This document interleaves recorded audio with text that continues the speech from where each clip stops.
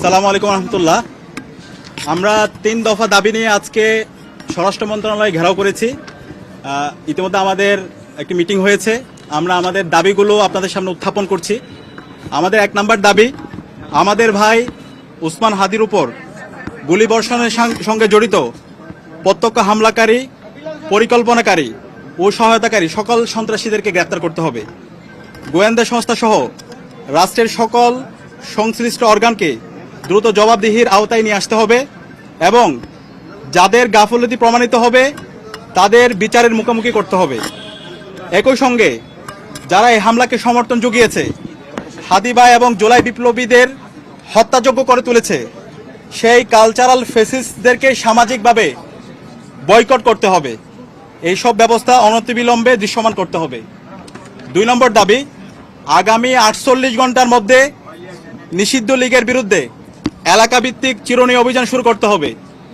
নিষিদ্ধ ঘোষিত সংগঠনের বিভিন্ন স্তরের সকল সন্ত্রাসীদেরকে গ্রেপ্তার করতে হবে এবং সব ধরনের অবৈধ অস্ত্র উদ্ধার করতে হবে। এই বিষয়ে সরকারের অবহেলা আমরা সহ্য করব না। 3 নম্বর দাবি, ভারতীয় আধিপত্যবাদের বিরুদ্ধে প্রথম ও অপরিহার্য পদক্ষেপ হিসেবে খুনি হাসিনাকে দেশে ফিরিয়ে এনে তার বিরুদ্ধে মানবতা বিরোধী অপরাধে প্রদত্ত রায় কার্যকর করতে হবে। গণহত্যাকারী সন্ত্রাসীদের আশ্রয় দেওয়ার প্রতিবাদে ভারতের সঙ্গে কূটনৈতিক সম্পর্ক পুনর্বিবেচনা করতে হবে। অভিযুক্তদের ফেরত না দেওয়ার পূর্ব পর্যন্ত কূটনৈতিক সম্পর্ক স্বাভাবিক করা যাবে না। এই দাবি অনতিবিলম্বে না মানা হলে এবং আইন শৃঙ্খলা পরিস্থিতি দৃশ্যমান পরিবর্তন না দেখাতে পারলে স্বরাষ্ট্র উপদেষ্টা, আইন উপদেষ্টা এবং পররাষ্ট্র উপদেষ্টাকে পদত্যাগ করতে হবে। এই 3 দফা দাবি আমরা জানিয়েছি এবং একই সাথে আমরা গতকাল থেকে বাংলাদেশের সকল ছাত্র সংগঠন, সিভিল সোসাইটি, সাংবাদিক এবং জুলাইয়ে যে সমস্ত সংগঠনগুলো তৈরি হয়েছে, জুলাইয়ের যারা আমাদের সহযোদ্ধা ছিল, আমরা সবার সাথে গতকাল থেকে যোগাযোগ করছি, মিটিং করছি।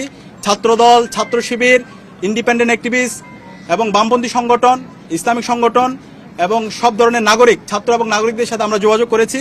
আমরা সারা দেশে সবাইকে ঐক্যবদ্ধ হওয়ার জন্য আমাদের ফেসিবাদের বিরুদ্ধে, আমাদের কমন এনিমি ভারতের যে যারা বাংলাদেশে দাসত্ব কায়েম করতে চায় এবং একই সাথে এই পতিত ফেসিস্টদের বিরুদ্ধে আমাদের ঐক্যবদ্ধ হওয়ার জন্য আমরা সবার সাথে কথা বলেছি এবং সকল ফেসিবাদ বিরোধী যারা আন্দোলন সংগ্রাম করেছে সবাই একমত হয়েছে এবং খুব দ্রুতই সকল ফেসিবাদ বিরোধী আমরা যারা জুলাই একসাথে নেমেছিলাম আমাদের সম্মিলিত কর্মসূচি আপনারা দেখতে পাবেন।